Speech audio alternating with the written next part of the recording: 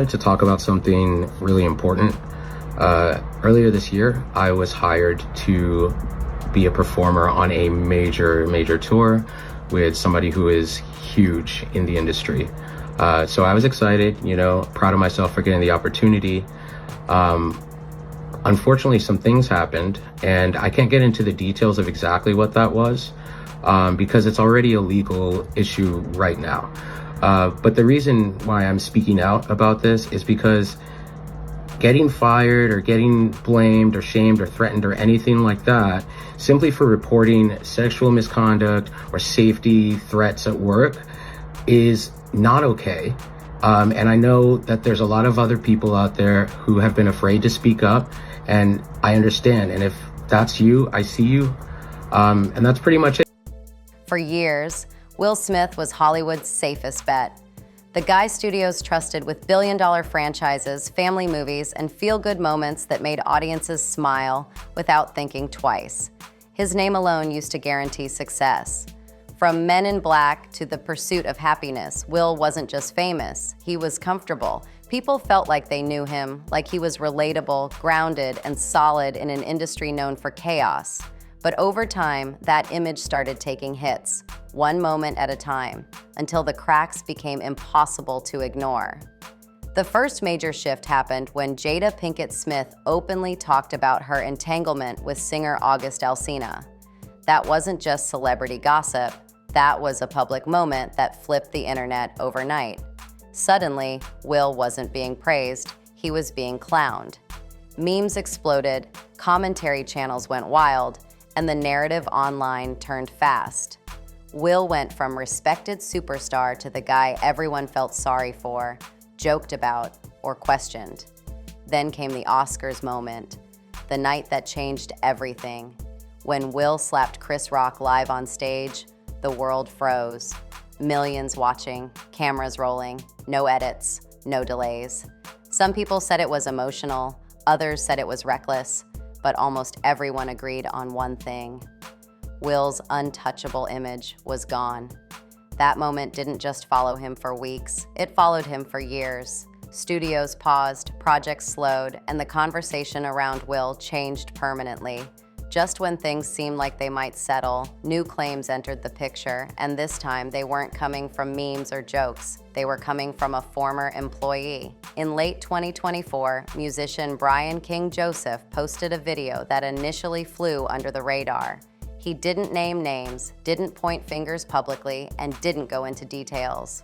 But what he did say raised serious concerns. He explained that he had been hired to perform on a major tour with a massive figure in entertainment. He said he was excited, proud, and grateful for the opportunity. But then he said something happened that forced him into a legal situation, preventing him from sharing details. That alone made people pause. He also said, very clearly, that being punished, blamed, or threatened for reporting sexual misconduct or safety threats at work is not okay. That line stuck with people.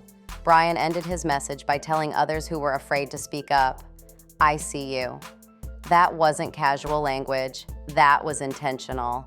At first, the video didn't blow up. Brian wasn't a tabloid regular or mainstream celebrity, but everything changed when reports surfaced that he had filed a lawsuit involving Will Smith and Will's production company, Treyball Studios. Once the word lawsuit entered the chat, the internet flipped the switch. People started asking questions fast. Was this real? What was being claimed? Why now? And most importantly, how serious was it? It's important to slow things down right here. A lawsuit is not a verdict. Allegations are not proof. And denial is not guilt. But in internet culture, the existence of legal action alone is enough to ignite a wildfire.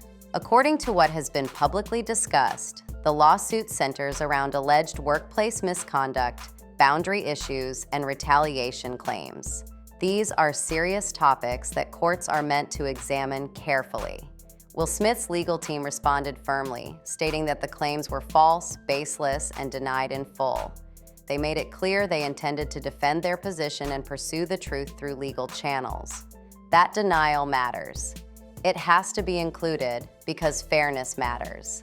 Still, Once a narrative starts moving online, it rarely waits for court outcomes. People immediately began comparing Will's situation to other high-profile cases. Not because the facts were the same, but because the pattern felt familiar to some viewers. That's how public opinion works now. One moment becomes context for another, even if they're unrelated. And that's where Will Smith's name landed again, not as a movie star, but as a headline. Now let's break down the part of the story that made the internet lean in hard. The Las Vegas hotel incident described in the claims being discussed online. Again, this is crucial. These are allegations, and Will Smith's team denies wrongdoing. But the details are why the story gained traction. According to the claims, Brian King Joseph said that during his time working on the tour project, the environment began to feel uncomfortable over time. He described what he believed was excessive personal attention and interactions that crossed professional boundaries. At first, he didn't immediately label it as misconduct. He believed it could be admiration or mentorship, but over time, he said the situation began to feel off. The turning point, according to the claims, happened during a tour stop in Las Vegas in March 2025. Brian said he returned to his hotel room and noticed things didn't feel right. There were no broken locks, no forced entry, but the space felt disturbed. That alone can be unsettling. Anyone who has traveled for work knows how personal a hotel room becomes during long tours. What escalated the concern, according to the claims, were items left behind that didn't belong to him and a handwritten note. The note, quoted in the transcript, reportedly said, "Brian, I'll be back no later than 5:30, just us." That line is what shocked people. Brian allegedly interpreted that note as inappropriate and alarming. He believed it suggested an expectation he had not agreed to. In response, he contacted hotel security and a non-emergency police line. That's a key detail because it shows he sought outside help rather than staying silent. Security reportedly reviewed surveillance footage. According to the claims, there was no forced entry captured, but the footage allegedly showed members of the tour's management entering and leaving the room throughout the day. That detail fueled speculation online because it suggested access may have come from inside the operation rather than an outsider. Brian then reported the situation to management, expecting support and accountability. Instead, according to the claims, he felt dismissed and blamed. Shortly after, he was informed that the tour was moving in a different direction and that he was being replaced. This sequence is central to his lawsuit. He claims it shows a pattern of retaliation after raising concerns. Once again, it's essential to say this clearly. These claims have not been proven in court, and Will Smith's team denies them entirely. Will's legal representatives described the allegations as false and reckless, stating they would pursue legal action to protect the truth. That response is standard in high-profile disputes, but it doesn't stop public speculation. The internet instantly split into camps. Some said the claims sounded credible. Others said people were rushing to judgment. What made things worse was how fast older rumors resurfaced. Clips, interviews, and past controversies were suddenly treated as context, even when unrelated. This is where online culture becomes dangerous. People often stack unverified claims on top of each other and call it evidence. A responsible script avoids that trap. The focus should stay on what's alleged, what's denied, and what remains unknown. What is clear is that workplace power dynamics in entertainment have been under scrutiny for years. That's why these claims resonate with viewers. People have seen cases where complaints were ignored, minimized, or punished. That history makes audiences more alert. But alert doesn't mean guilty, and fairness still matters. This situation is now moving through legal channels where facts, evidence, and testimony will determine what holds up. Until then, everything else is discussion, debate, and speculation. Once a public figure gets pulled into controversy, the internet doesn't wait for courtrooms or facts to catch up. It immediately switches into archive mode, dragging up old clips, forgotten interviews, and half-remembered rumors that suddenly feel relevant again. That's exactly what happened here. As soon as Will Smith's name became connected to legal claims, people online started reframing his entire career through a new lens. not because new evidence appeared, but because perception changed. This is how digital culture works now. Once the image cracks, every past moment gets reinterpreted as a sign people claim they missed. Old jokes become suspicious. Old friendships get questioned. Old success stories get relabeled as too perfect. That doesn't mean those interpretations are accurate. It means the internet is hungry for patterns, even when none are proven. One of the first things that resurfaced was long-standing rumors about Will Smith's private life. These rumors have existed for years, floated by bloggers, former associates, and anonymous online voices. It's critical to say this clearly and responsibly. A person's identity, orientation, or private adult relationships are not wrongdoing, and they are not evidence of misconduct. Consenting adult behavior is not a crime, and responsible commentary does not frame it as one. Unfortunately, the internet often ignores that distinction. Instead, it stacks unrelated rumors on top of serious allegations and treats the pile like proof. That's where conversations get messy and dangerous. Will Smith's legal team has consistently denied claims made by former assistants or online commentators, calling those stories fabricated and irresponsible. So far, no verified evidence has publicly supported those rumors. Still, once something is said online, it never fully disappears. It just waits for the next controversy to resurface. This is why public figures often say the hardest part isn't the courtroom. It's the narrative war happening outside of it. Then the conversation shifts again. From rumors to systems. People start talking about Hollywood as a machine, a closed circle, a place where power, access, and silence allegedly operate together. Some of that conversation comes from real history. Entertainment is a power-driven industry. Gatekeepers exist. Careers rise and fall based on connections, timing, and influence. But there's a line between acknowledging power dynamics and turning speculation into conspiracy. Will Smith himself has openly talked about his early financial struggles. That part isn't rumor. It's documented in his own words. Before television fame, he was broke, dealing with IRS debt and watching his music career collapse. He has described that period as humiliating and frightening. He has said he was famous but broke, recognized everywhere but struggling privately. Those admissions are important because they show vulnerability, not guilt.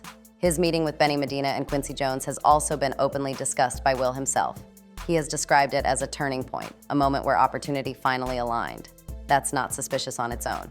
That's how careers often work in entertainment. Where speculation enters is when people add extra meaning without evidence. Some online voices claim hidden expectations or secret deals. Others imply there were unspoken rules behind success. The truth is, there is no verified proof supporting claims of secret initiation requirements or coercive agreements in Will Smith's rise. That doesn't stop the internet from debating it. Once a story involves power, fame, and money, people assume something must be hidden. And that assumption grows stronger when allegations appear years later, even if unrelated. This is why it's important to separate patterns from paranoia. Yes, power can be abused in any industry. That's why accountability exists.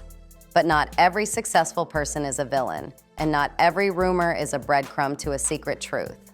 Another layer that got dragged into the conversation was Will Smith's alleged association with certain organizations and belief systems. Photos, public appearances, and donations have been cited online as evidence of deeper involvement. Again, it's crucial to stay grounded.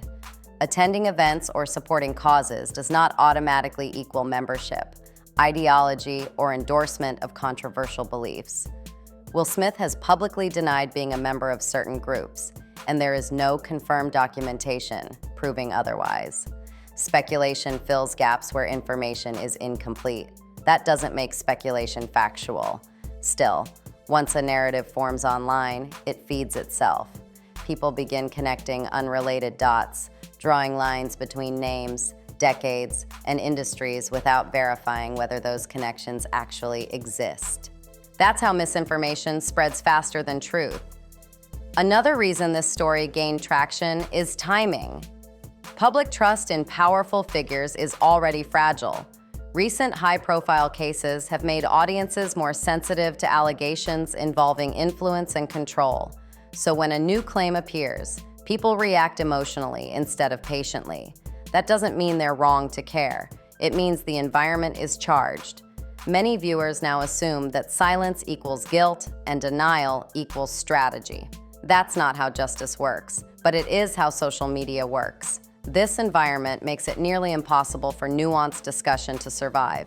Everything becomes either exposed or covered up. The reality is much slower, much quieter, and far less cinematic. Legal cases move through evidence, depositions, timelines, and cross-examination. None of that trends well online. What does trend are dramatic interpretations, bold headlines, and simplified villains. That's why commentary needs balance. Will Smith's situation at this moment exists in a legal gray zone. Claims have been made, denials have been issued, no verdict has been reached. Anything beyond that is opinion. It's also worth noting how quickly public sympathy shifts. Just a few years ago, Will Smith was viewed as a victim of public humiliation. People felt bad for him after personal revelations went viral. Now the tone is colder, less forgiving. That tells you more about internet cycles than about guilt or innocence. Public figures aren't allowed long recovery arcs anymore. Every stumble becomes permanent. And once the internet decides a story fits a familiar pattern, it stops listening for differences. That's dangerous for everyone, not just celebrities, because if allegations are true, they deserve accountability. And if allegations are false, they deserve correction. Both outcomes require patience, not pile-ons.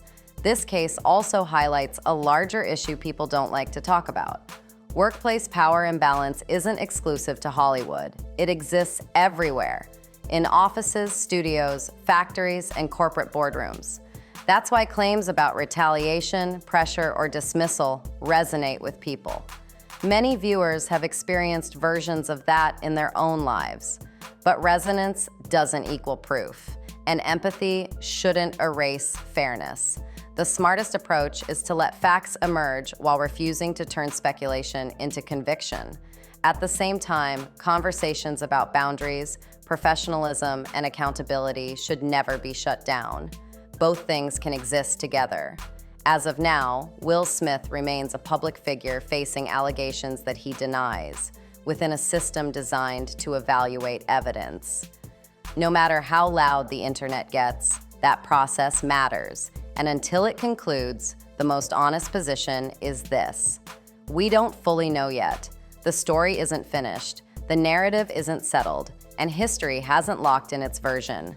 That's what makes this moment tense. Not answers, but uncertainty. And in today's culture, uncertainty is the one thing people hate the most. If stories like this make you question what really happens behind closed doors, make sure you like the video, share it, and subscribe to the I Love Gossip channel right now so you don't miss what's coming next. More deep dives, more untold angles, and more stories they don't break down like this anywhere else. I love gossip. Stay sharp, stay curious.